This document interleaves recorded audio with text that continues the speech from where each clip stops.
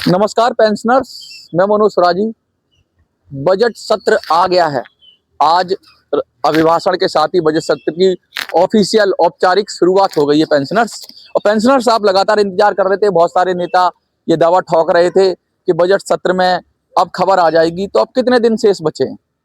Budget आएगा, 1 तारीख तक बजट आ जाएगा, 1 फरवरी को बजट आ जाएगा। 2-3 दिन शेष बचे हैं और 2-3 दिन के अंदर दूध का दूध और पानी का पानी हो जाएगा। तो इसी विषय पे आज ये वीडियो है, क्योंकि बजट सत्र शुरू हो रहा है। बहुत सारी उम्मीद लगाए हुए हैं लोग। उम्मीद है कि खुशखबरी मिलेगी। लगातार कितनी मीडिया में आपने खबरें देखी, प्रिंट मीडिया में खबर देखी, आपने बड़े बड़े चैनल्स पर खबर देखी, बड़े बड़े मीडिया हाउसेस ने ये खबर फैलाई कि 5,000 पेंशन हो जाएगी या पेंशन कुछ बढ़ जाएगी, पेंशन पर सरकार सोच रही है। बीच में सुप्रीम कोर्ट के ऑर्डर की भी बात हुई। तो ये इन सब बातों को सोचकर क्या आपने क्या सोचा? आपको लगा होगा कि बजट सत्र में पेंशन बढ़ेगी। तो इन सब विषयों पर चर्चा करने के लिए मैं आज आया हूं। और ये सब भूमिका मैं इसलिए कह रहा हूं क्योंकि भाई पेंशनर्स कहते हैं, मनोज भाई हमेशा अपडेट रहा करो, अपडेट हमें रखा करो और हमें बताते रहा करो क्या होगा। तो मैं तो कहता हूं कि आप अपनी कुर्सी की पेटी बांध लो और बजट को लगातार बजट सत्र पे ऑब्जर्वेशन रखो। आपने जो तीर चलाया था नासिक में, आपने जो तीर चलाया था महाराष्ट्र में, उसका असर क्या होगा, कुछ क्या होने वाला है, कुछ बहुत सारी बातें हैं। और इन बातों को शुरू करने से पहले मैं तो इतना ही कहूंगा, एक रहो, संगठित रहो, एक रहोगे, नेक रहोगे और बटोगे तो कटोगे। पेंशनर्स, अगर आप बट गए बीजेपी में, कांग्रेस में, आम आदमी पार्टी में, एनसीपी में, शिवसेना में, अगर ऐसे बट गए तो समझ लो आपका मुद्दा कट गया। मुद्दा कटने का मतलब है आपका मुद्दा रिलेवेंट रहेगा ही नहीं। मैं बार बार यही कहता रहा हूं और बार बार फिर ये दोहरा रहा हूं और ये मैं बार बार डंके की चोट पे कहता रहूंगा कि जब तक आप लामबंद होकर एक वोट बैंक के रूप में वोटिंग नहीं करोगे, नहीं सीखोगे और नहीं एकजुट होगे, तब तक आप ये कोशिश करो कि आपको कोई आपकी बात सुन लेगा, कोई आपको पेंशन दे देगा, नहीं देगा। इन्हीं विषयों के साथ आज हम बात करेंगे। तो चलिए विधिवत शुरू करते हैं। पेंशनर्स, लगातार आपने देखा कि हर बार बजट आता है तो उससे पहले खबरें चलती हैं, कोई चुनाव आता है तो उससे पहले खबरें चलती हैं। और लगातार ये बिल्कुल ऐसे कुछ तो ऐसे चला दिए थे, हमारे सोर्सेस से, गुप्त सूत्रों से हमें पता लगा है, सरकार के सूत्रों से हमें पता लगा। ये सारे सूत्रों को मूत्र विसर्जन कर देना चाहिए मेरी समझ से। तो आज मैं खड़े होकर, आज शुरू हो रहा है सेशन और मैं बोल रहा हूं कि इन सारे सूत्रों का मूत्र विसर्जन कर देना चाहिए। क्यों? क्योंकि ये सारे सूत्र, बड़े बड़े लोग, ये कहां से आते हैं सूत्र और फिर कहां चले जाते हैं? भाई अगर कोई खबर नहीं है तो तुम क्यों चलाते हो खबर? मैं आज फिर खड़े होकर कह रहा हूं जंतर मंतर की भूमि से कि मैं गलत हो जाऊं। मैं आज फिर ये कह रहा हूं कि बजट में EPS 95 पेंशनर्स के लिए कोई बड़ा ऐलान हो जाए। मैं अभी व्यथित हूं, दुखी हूं कि भाई सरकार क्यों नहीं कुछ कर रही है। मेरी शिकायतें हैं।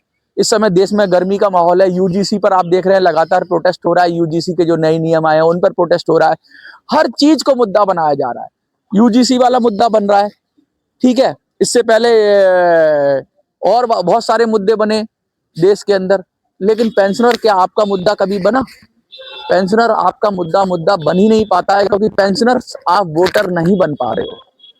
लेकिन मैं धन्यवाद अदा करना चाहता हूं उन लोगों का जिन्होंने महाराष्ट्र में मेरी बात मानकर नोटा को वोट किया और आज कम से कम महाराष्ट्र में लोकल स्तर पर यह मुद्दा तो छाया, ये मुद्दा तो बना, नोटा का मुद्दा तो बना। अगर इसे और ताकत से कर दिया जाता ना इस्तेमाल, महाराष्ट्र में एक कानून होता है कि अगर नोटा को सबसे ज्यादा वोट मिल जाएंगे नगर निगम के चुनावों में तो वहां का चुनाव ही निरस्त हो जाता है, दोबारा चुनाव कराना पड़ता। सोचो कितना बड़ा काम कर देते आप। हमारे एक साथी ने क्या किया और लोगों को समझाया और लोगों को कहा एक वोट दे दो। मैं कहता हूं मेरे साथी की कमजोरी थी। अगर वो साथी कहता ना कि 4 घर में तुम्हारे 4 वोट है तो चारों आपको नोटा को देने हैं, भाई एक क्यों दो? ये कोई टेस्ट कर रहे हो क्या?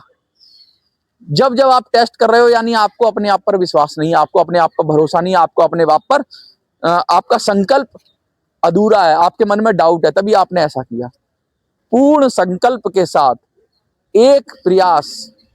एक साथ एक प्रयास करोगे तब जाके आपको सफलता मिलेगी। बजट सत्र शुरू हो गया है, अभिभाषण होगा, अभिभाषण के बाद सरकार की नीतियों की बात होगी।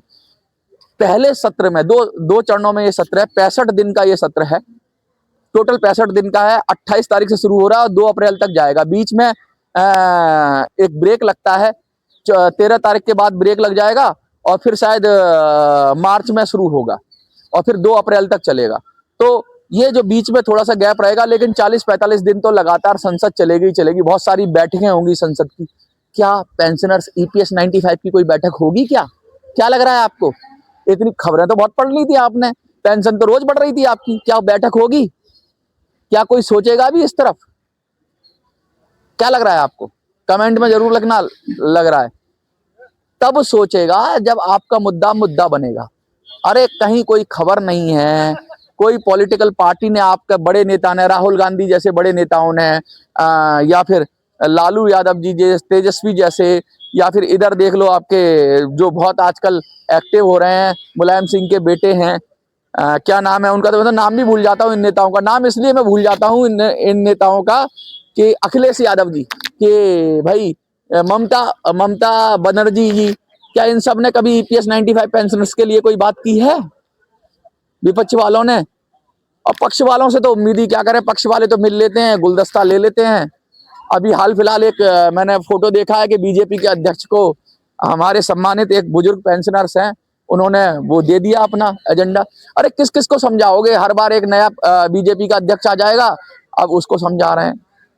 अब तक समझा ही नहीं पाए आप कितना कितना कितना कितना कितना परेशान रहोगे, कितनी बार समझाओगे?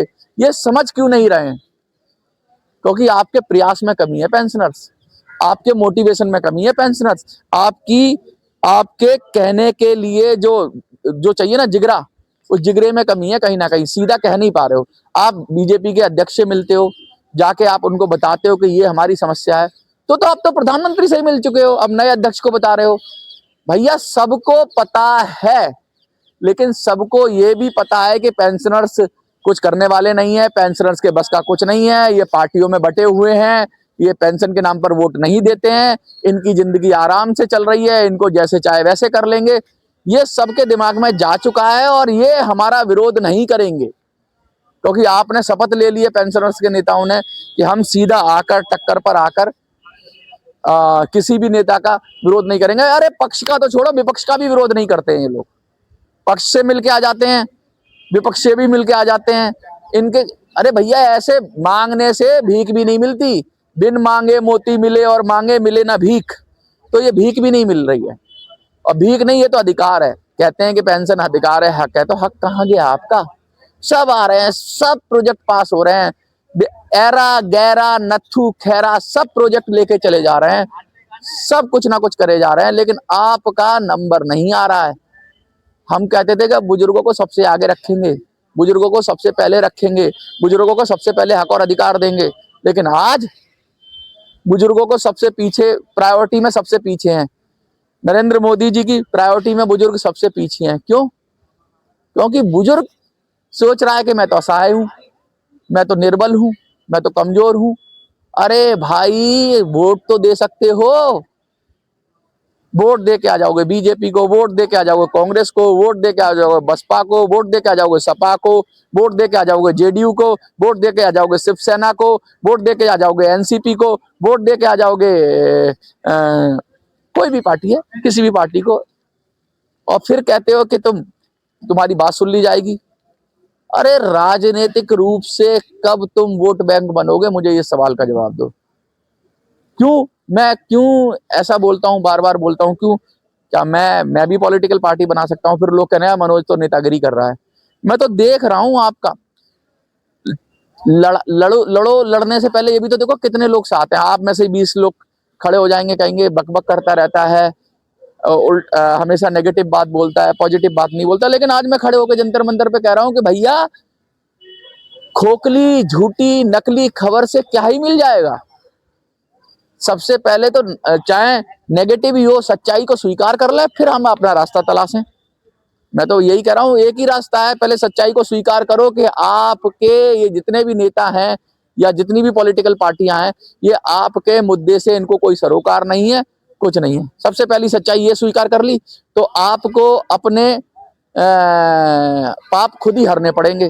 कहने जिसके जिसके पैर न फटे बबाई वो क्या जाने पीर पर आई, ऐसा कुछ है। मतलब जिसके खुद चोट ना लगी है वो दूसरे का दर्द नहीं समझता। ये नेताओं को आपका दर्द नहीं समझ में आता, और आपका दर्द आपको खुद को समझ में आता है। आप में से कहाँ है सेनापति, आप में से कहाँ है? आपको खुद लड़ना पड़ेगा, खुद संगठित होना पड़ेगा।